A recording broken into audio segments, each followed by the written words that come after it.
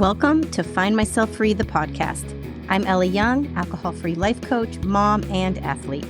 I'm dedicated to helping others change their relationship to alcohol by sharing my journey of transformation. Fascinated by my own capacity for change after decades of gray area drinking, I'm passionate about sharing what I've learned from neuroscience and positive psychology to help you break free from the drinking cycle and unlock your true potential. Hear my personal stories of triumph and struggle as I navigate raising two boys, finding myself after 40, building a business, and doing it all alcohol-free. From women's health and cycle syncing to fasting and biohacking, this podcast is your roadmap to a healthier, purpose-filled life that starts with changing your relationship to alcohol. It's time to embrace change, find balance, and create the life you were meant for. Welcome to Find Myself Free. Hello, and welcome back to Find Myself Free. It is the fourth week of dry January, January 24th, and this episode is all about asking for more. Not just out of life, but of asking more from yourself. If you've been participating in my dry January, we have covered a lot of ground this month. If you've been engaging with the content, you know this isn't a normal dry January where I just ask you to stop drinking and willpower your way through it, which is like what most people do. This is different. We are utilizing actual tactics to change our brains. We are relying on neuroplasticity. We've been investigating, like little sleuths, all the reasons we drink. And despite all of our lives being very different, it usually boils down to the same reasons. We drink to check out or relax. We drink to connect socially, to fit in. And we drink because we think it makes us happy. We think it makes things more joyful and more fun. So we've been waking up to all the whys behind our drinking, and we've been challenging the beliefs that keep us seeing alcohol as the answer to so many of our needs. Like, does alcohol really help me relax? Well, shoot, now I know it fills me with stress hormones, adrenaline, and cortisol, so no. Does alcohol make me happy? Well, shoot, I got a little sloppy last night. I don't really know what I said. The details are a little fuzzy, even though I only planned to have one, and then I showed up hungover to my kid's game. Damn, I am definitely not happy doing that. So we now have this awareness that is chipping away at our subconscious thoughts, and it's starting to make it hopefully a little easier to say no to the booze. It doesn't have as quite that alluring, draw. So after stringing some time together alcohol-free this month, we got to focus on what we're gaining, right? The leveling up of our health. All of those health benefits now are starting to stack up, and it allows us to visualize more easily this future self that is thriving alcohol-free. We are getting like a little taste of it, and it's so good, but we're still completely terrified of the idea of continuing. Of course, nobody goes into this saying, I'm not going to drink forever. That's like you've just been dating this alcohol-free, let's call him a boyfriend, for the month, and you're not ready to marry him. I love this analogy. It's a pretty good one. Of course, you're not ready to marry him, but are things going pretty well? You're like, yeah, right? But every now and then, the toxic ex, alcohol, keeps trying to sneak its way back in. So, what's next for you? It's January 24th. This is the last week. It's going to be coming to a close.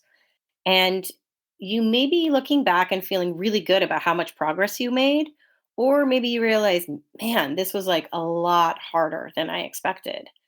But I also want you to evaluate how much did you actually engage with this content, my content of Dry January, these podcasts. How much did you engage with the science that I shared? How much did you engage with changing your thoughts and beliefs about alcohol? Or were you really just kind of relying on willpower, just kind of dipping your toe in? Maybe you were just like avoiding people and places and staying home and kind of hibernating. Hey, I totally did that too. But like I said, my first dry January, I drank a total of 9 times.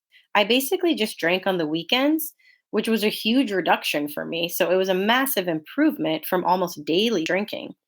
But I was miserable and I was still feeling like shit every time I drank, even though I was only like, was limiting myself to two. But I hadn't actually learned anything that month other than giving myself perhaps like a little perspective of how good it felt to not drink. And I definitely learned that, man, it was really tough to moderate. I was able to only drink the 2 glasses of wine, but it wasn't enjoyable. It wasn't fun for me. I spent so much brain energy just thinking about the drinks and being done and being like, okay, now I'm not going to have any more fun, right? Like I can't have any more. Ugh, it was miserable. It was just consumed me. So that was a big learning experience.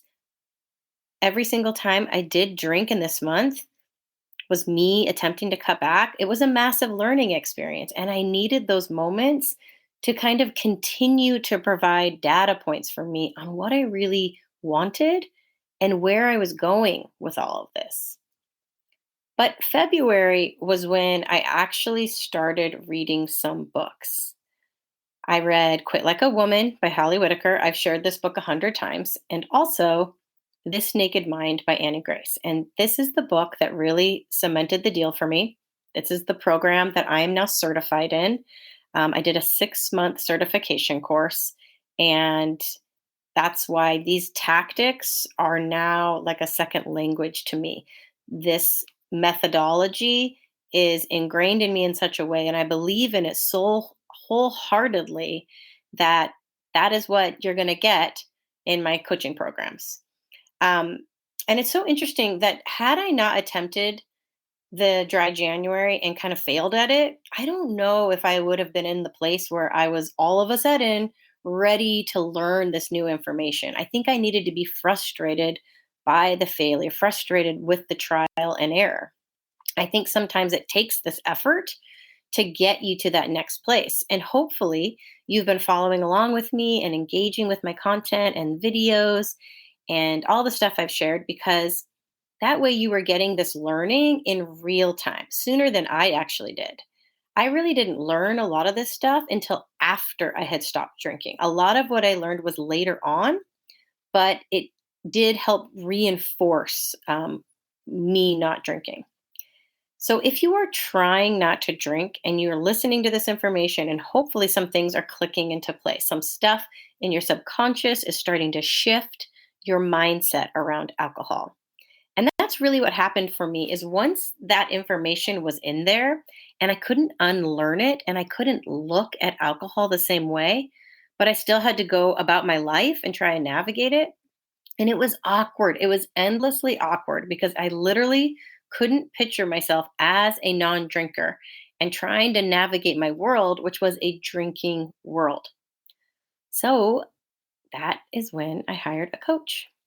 I actually used a coach in Holly Whitaker's old company. I don't think it exists anymore or it's been transformed into something else.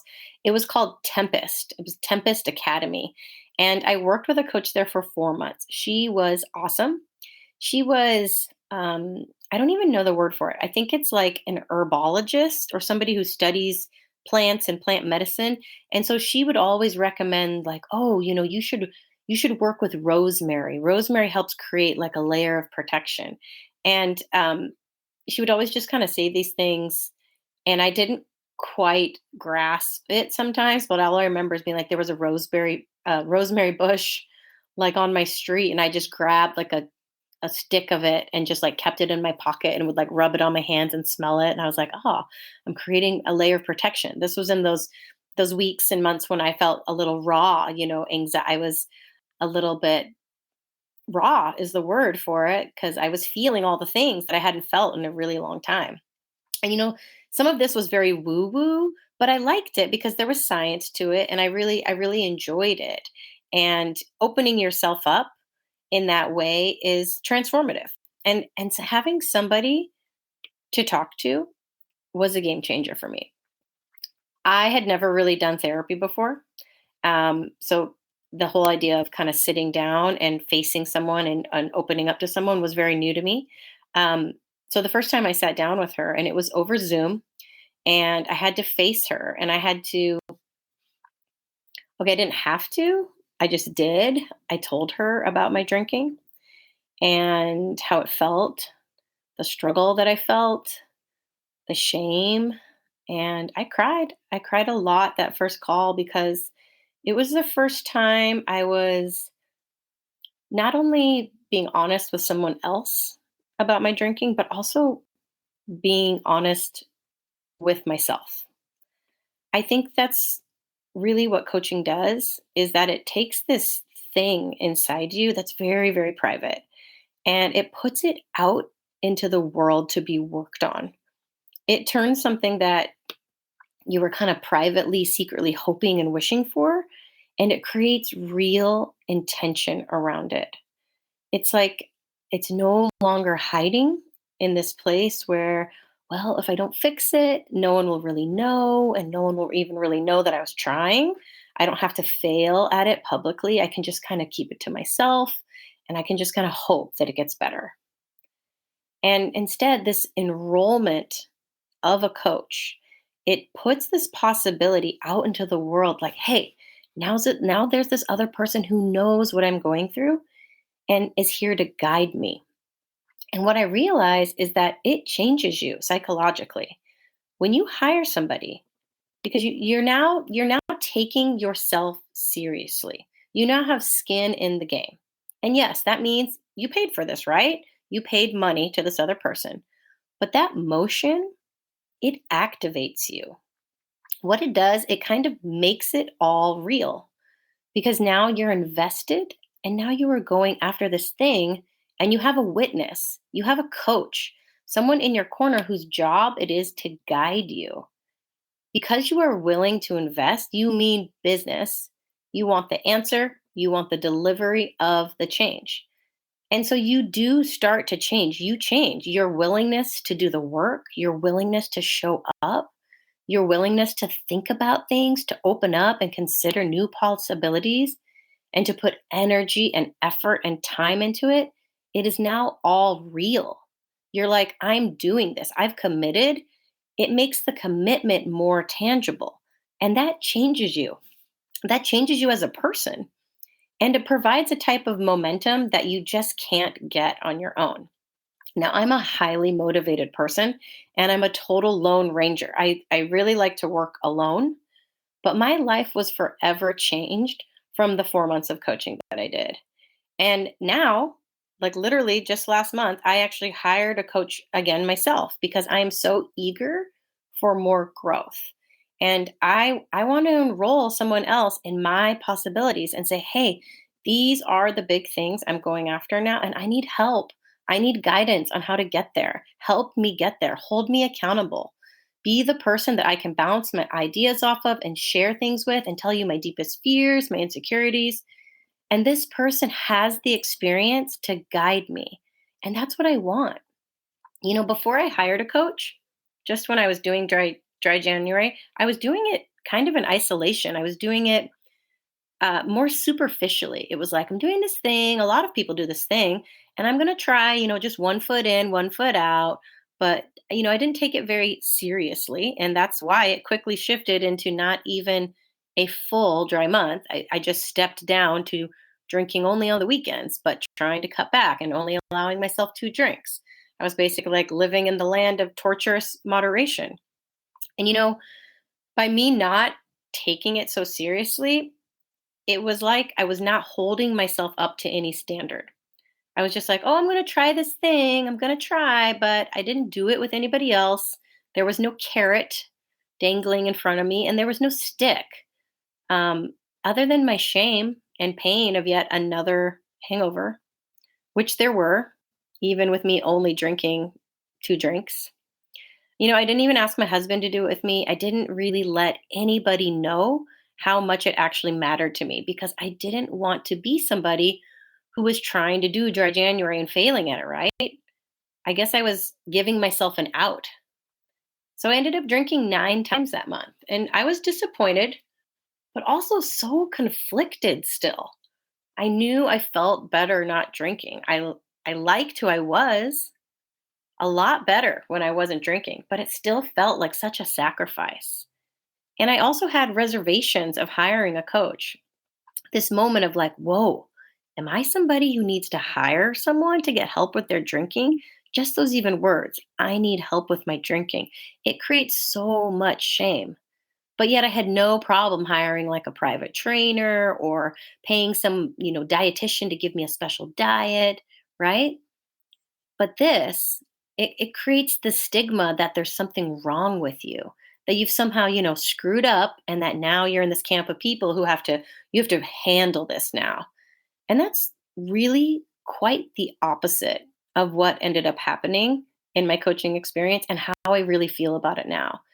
Because the help I got and the way I changed was revolutionary. I want to take the stigma and the shame about confronting your relationship with alcohol and throw it out the door. It is something you should be proud of. It is something you should be eager to share because, hands down, it is hard. It is hard. It is the hardest thing you're going to do. It is harder than any diet. It is harder than any fitness plan because alcohol is everywhere and it is removing an emotional crutch that we have used our entire lives. So, getting help with this, tackling this, yeah, that means you are different. It means you are asking more of yourself. It means you want a better life and you know how to get there, getting alcohol out of the way. So, having somebody to talk to who had been through what I had been through and who knew what I was after and where I was headed. And a coach isn't just for people that are struggling. Of course not. A coach is someone to celebrate your wins with. I was so excited to meet with my coach every week and just share how much progress I was making and how much I was changing. And she would give me all sorts of different tactics to help, get through these things that were coming up in my life. Like the biggest one, my 40th birthday. So I was only about 6 weeks sober when my 40th birthday came up, and I was I had canceled a big 40th birthday trip to Cabo and instead replaced it with a trip with my family and parents to Palm Springs. Like, we rented an Airbnb with a pool. And I was supposed to go to this birthday party with a bunch of other women that were turning 40, and I knew I just couldn't do it. Um, I knew that's not how I wanted to start the next decade, waking up hungover in Cabo, feeling ashamed, feeling fat, feeling bloated and tired, and just not liking myself, not living in alignment with who I knew I was supposed to be. And my coach helped me navigate all of that. So not only did I have to figure out what I was going to say to these friends who really didn't know what I was going through and what I was dealing with, I also had to go and navigate my family, who are very much a gregarious bunch of drinkers themselves, and face all of that. And it wasn't just the hard stuff that she helped me get through. It was also having somebody to just high five me and be like, "Yeah, you're doing it, and this is what it feels like, and this is what you have, and this is what you can look forward to." And because again, what you're doing is often it's a private journey, and your friends, they won't really understand unless they're doing it themselves. It's really, really hard for them to understand. Most people, when they see what you're doing in your relationship to alcohol, they can only think of themselves and their relationship to alcohol. And usually they get really defensive and they just want to justify their drinking and be like, well, I'm not like you. I'm like this. This is my drinking. It's safe and benign and not problematic. And that's fine. That's totally fine. But that's not the kind of support you're going to need right now. In fact, friends can often be some of the hardest people to be around in the beginning, especially if they aren't, kind of in alignment with your new goals. I definitely went through that. But honestly, for every kind of door that closed, another one opened. And one of my other friends kind of explained it like this: it's like seasons. People come in and out of your life in different seasons, and that is okay. None of it is permanent. It's just you need to pay attention to what you need right now. But these next steps are really about you asking for more, to get really, really bold about what you want for yourself. Do you want to just dip your toe in, Or are you ready to dive in? Are you ready to go deeper and experience true freedom in your relationship to alcohol and see where that takes you? True freedom exists when your world is no longer confined by the parameters of alcohol. Like, this is the only way to socialize, and this is the only way to have fun, and this is the only way to relax. All of a sudden, you're just like, oh, wait, I don't have to be limited by this beverage anymore. And once you kind of crack that open and you're just like, oh my God, I have all this other life to live that has nothing to do with alcohol, that is just a revolutionary moment. It is true freedom. So some people get there sooner than others. They learn this information, they learn the science of what alcohol is doing, and they're just like, holy shit, I can't. I don't want to drink anymore. I was a relatively early adopter of this information. Once I read these books, I was kind of like, yep, don't want to drink. But it was still really, really tough. You're still going to have cravings. You're still going to be in triggering environments for really the whole first year. Once you've gone through every season and kind of done all the events, all the holidays, all the birthdays, all the weddings, parties, you name it, alcohol free, then you have this perspective and you can see the contrast of how you used to be living and going through these events while drinking and how amazing it feels to be a non-drinker through this part now. So you usually go into these things this first year with a beginner's mind. And instead of being like, this isn't going to be any fun, I can't believe I'm doing this, I'm deprived, you are instead like, I am a newborn baby. I don't know what this event's going to be like. I've never done it like this because I've never shown up in this way, but I'm going to meet new people. I'm going to feel completely different because I'm not under the influence of a neurotoxin. And that is awesome. And it changes your entire experience. You are going to be re-experiencing these things kind of like for the first time. And you will be blown away by just how much more you take in, how much more vibrant these experiences can be. Wait till you go on vacation alcohol free. That will completely blow your mind. The myth of the vacation and it requiring alcohol to enjoy yourself is kind of one of the last ones to go. And once it does, you're just like, oh my gosh, where else in the world do I want to go alcohol free now? Because it is like the world becomes your oyster. And that's why my coaching is very different than the coaching I got because it is filled with tactics that are going to help you change your thoughts and beliefs. We are working on your neuroplasticity. So I'm not just teaching you how to abstain, I'm teaching you how to change your brain so that you can cultivate a completely new life that you love.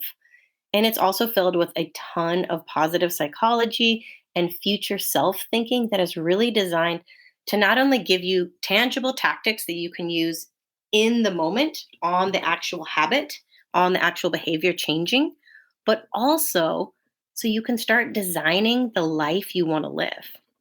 And you get to be really ambitious and, I want to say greedy or selfish, but it's like, why can't you have those things? Why can't you have this life? This life that you've only ever dreamt for? Why can't you start living that way now? What's holding you back? Because alcohol, once it's out of the way, you are going to be blown away by what you're capable of. Your thoughts alone, the way you see yourself, your self esteem, your self confidence, your self trust, your integrity, it's just going to skyrocket. Because alcohol was a depressant. Alcohol was keeping you stuck, keeping you small. And so that's what one-on-one coaching does. It's going deeper, having someone to personally tailor tactics and an approach that is specific to you and your life. Hearing what you're going through, what your unique challenges are, and then saying, yep, here's how we do that.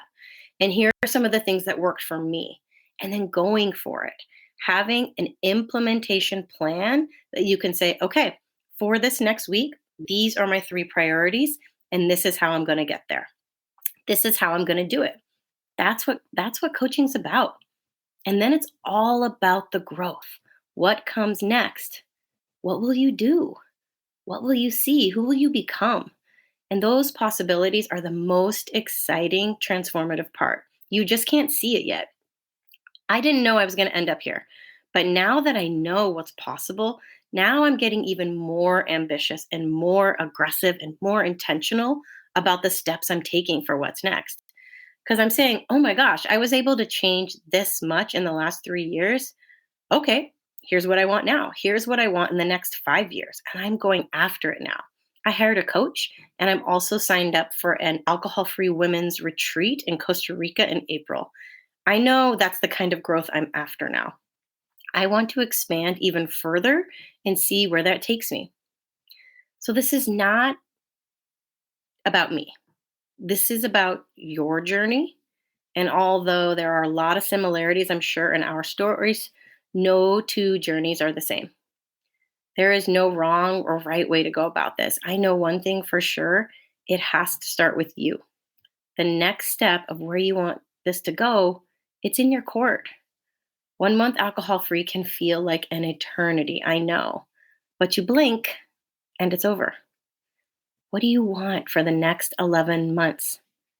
Ultimately, I honestly don't care if you decide to go back to drinking all the time or only on occasion or special events. Everybody's different.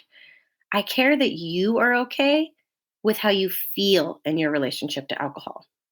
You're here for a reason because something wasn't lining up with alcohol and your intuition was telling you, I deserve better.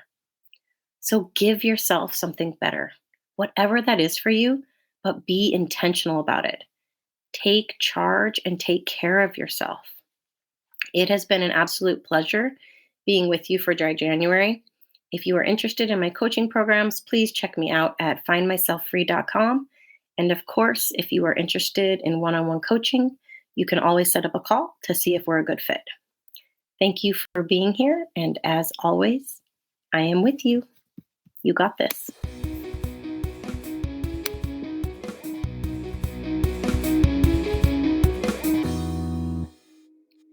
Hey team, you've just listened to an episode of Find Myself Free. And if some part of this left you wanting more, if your curiosity has been piqued and your intuition is telling you, I'm ready for more, I'm ready to look at my relationship to alcohol and find out just how much it's holding me back, then check out my coaching offers at findmyselffree.com. For those ready to kickstart a change privately on their own time, I offer the Brave course, a 7-day program to shift your mindset around alcohol and connect with your future self. This is chock full of all of the information that was key to my transformation. If you're looking for additional support, I also offer one-on-one coaching. I worked with a coach for 4 months at the start of my alcohol-free journey, and it made all the difference. Being able to talk to someone who knew what I was going through and could help me navigate my new world gave me a foundation of support I could build on. And it's a big reason why I'm a coach today. I want to help others find their freedom and level up their health. If this sounds good to you, then connect with me at findmyselffree.com. Listen to that intuition that was telling you you are meant for more. I'm with you. You got this.